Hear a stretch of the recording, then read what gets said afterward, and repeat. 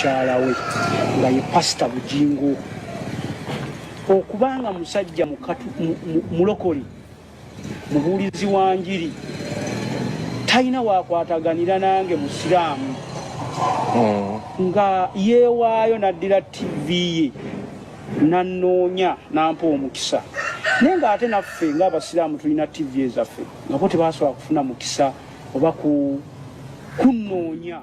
Oyo ye mwami ayogerwako wagambibwa nti ye yakwata abatemu abaakuba omutaka Lwomwa amasasi n'afaafaganako n'omu ne banne bwe bajjira ne bamuyamba ne bagobaganya owookubiri okutuusa nga bamumizizza naye omusu.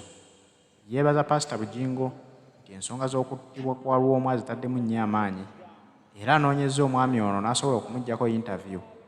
Amwebaza nti omulimu gw'akoze gwa maanyi, interest gy'alaze okufa kw'omutaka Lwomwa. Naye abasiraamu balina TV ez'enjawulo kyokka ono tebamunoonyangako nti abannyonnyole biki ebyaliwo na butya bwe yafaafaagana n'abatemu.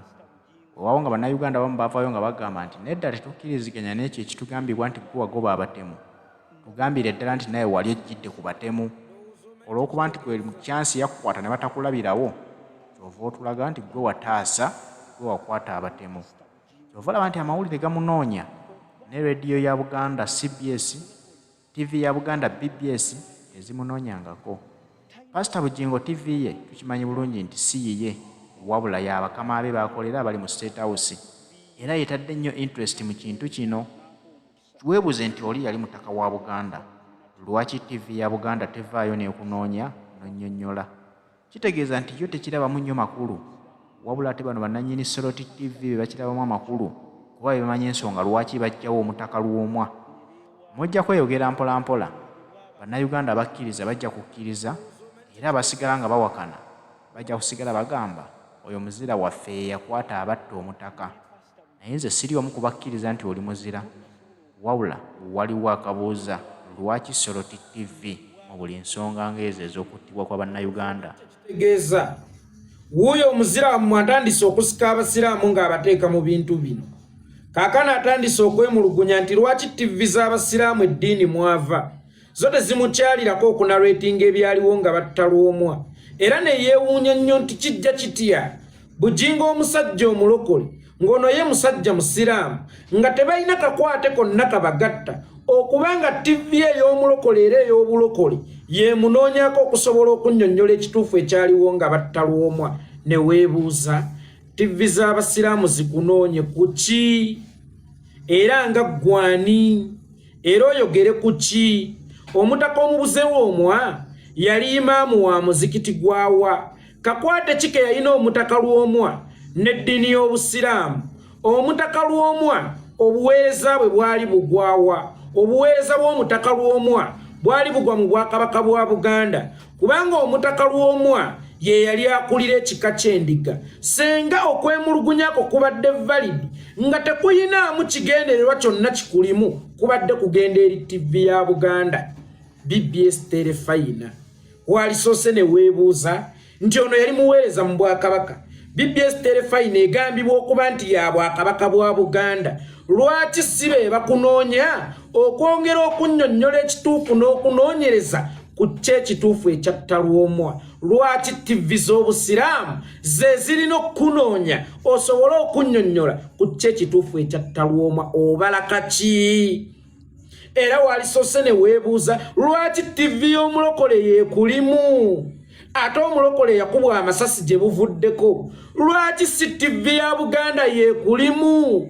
Singa tubeeranga mu kuziika nga nfiiriddwe omwana wange obanga mukyala wange nze ne mukyala wange tufiiriddwe omwana, naye n'olaba mukwano gwa mukyala wange neegwanyize nnyo nga yasinze okukaabira omwana n'okusinga maama we, teekawo akabuuza waliwo obusobozi okubanga ye yaliidinze olukwo olwassa omwana waffe. Njagala nkuyimbiremu oluyimba. Mukyala Mugerwa Part 2 bwe yamala okuva eri basudde gye yamusuula nti nange ojja kunzita sikweteekera, yajja n'asiisira ku kyalo Katwe Bunyolo wano, ku kyalo Katwe Ekinyolo wano. Awo we yabeeranga n'asulanga ewa mukwano gwe baasumanga na bulya Benedikita. Wabula mukyala Mugerwa ono enkola ye ey'okuwa obutwa teyagirekaayo n'ey'okwetega teyagirekaayo. kubanga bba wa Nabulya yatuuka n'amuganza. Bba wa Nabulya bw'amuganza omukwano ne gukula, mukyala Mugerwa era naggukira ku nkola ye ey'ebiro 2 n'agamba nti ono alina okuvaawo mukyala wa bba wa Nabulya. Ono mukwano gwe Nabulya alina okuvaawo, ye yeegazanyize ku bbaabwe Nabulya, era yakola bw'atyo n'amulungira akatwa n'amusaanyaawo. Naye yaziikibwa ekirinnya bugo mu buyinike, naye omukaabi w'olunaku olwo yabakira ate nga ye yamusse. Yakaabanga bondese mu bizibu bino, munno najja nnoonya ggwe Kampala wano, n'otaba mu bino mpawe nasegera, laba bondesewo Nabulya ndage wakati, walumbe taalaga yandiraze okufa kuno, n'ondagaane wennaaba nga tonnakutuka, omanyi obulungi gye navondese wano, kale balakola atya nze nga tosaasira, naye kale nsigadde bubi nsaana ya jona, olumbe lwali tutte nze ne mmanyirirwa, ku nsaabe ekisaba ggwako baddeko omu, kale bwe yasazeewo Omukama okukuyita. Yakaaba n'okusinga baganda b'omugenzi, yakaaba n'okusinga bannyina b'omugenzi, era n'afuuka omukaabi w'olunaku kwolwo, naye ng'ate omukaabi w'olunaku asinze okukaaba ye yasse omugenzi. Kakati naffe twebuuza lwaki Soroti yesinze okukaaba? Ffe mu Buganda tugamba nti nannyini mufu yakwata awawunya, lwaki onoomuzza obuzzi yakutta awawunya? Ekyo ekibuuzo kye weebuuzizza kirungi nnyo, naye obadde okibuulizaawo ku TV kwoli gy'oli mu kusiima nga ky'olina okwebuuza nti naye lwaki mufuddeyo nnyo okusinga bannannyini mufu? Nkugambye oba nakugamba nti enfa ya Lwomwa erina ebintu bingi oba abantu bangi beeroteetingirako. Kaakati ono ali mu kusika basiraamu abalinkinga ku butemu bwa Lwomwa oba temunnabuuka. Ono kino kyali mu kukola, ali mu kusika basiraamu abalinkinga ku butemu bwa Lwomwa. Era nabagamba nti gaayo ono si muzira, wabula gaayo ono mutemu, kubanga omuzira yajja okutaasa. Bw'oba ofunye omukutu gw'amawulire kw'osobola okunarratingira nti kyali bwe kiti ne bwe kiti, ey'obusiraamu TV yo sika yaki, ojagaza ki? Era wali ogezezzaako okunoonyeza obusiraamu? Zikuggyeko interview oba osobola okuweerako story yo? Wali okigezezzaako okunoonya TV z'obusiraamu? Era zo bwe ziba zaali kwagadde okukufuna onarrating, zikusangewa, zikugjewa, weekweseewa tuzireete zikuggyeko interview, weekweseewa tuzireete osobole okunarratinga. Abasiraamu mwonna we muli, eno statement etegeeza kinene. Olaba ono omwana gwe bajja ebutabikoba ku street ne bamukuba endondi ne bamusibambu ye mutemu yatta Lwomwa. Era nga ffenna ng'Abaganda, Bannayuganda, Ssaabasajja n'Obuganda bwonna gwe butunuulidde ku nfa y'omutaka Lwomwa, omwana oyo agenda kujja n'obujulizi kubambutumanga bulimu abasiraamu.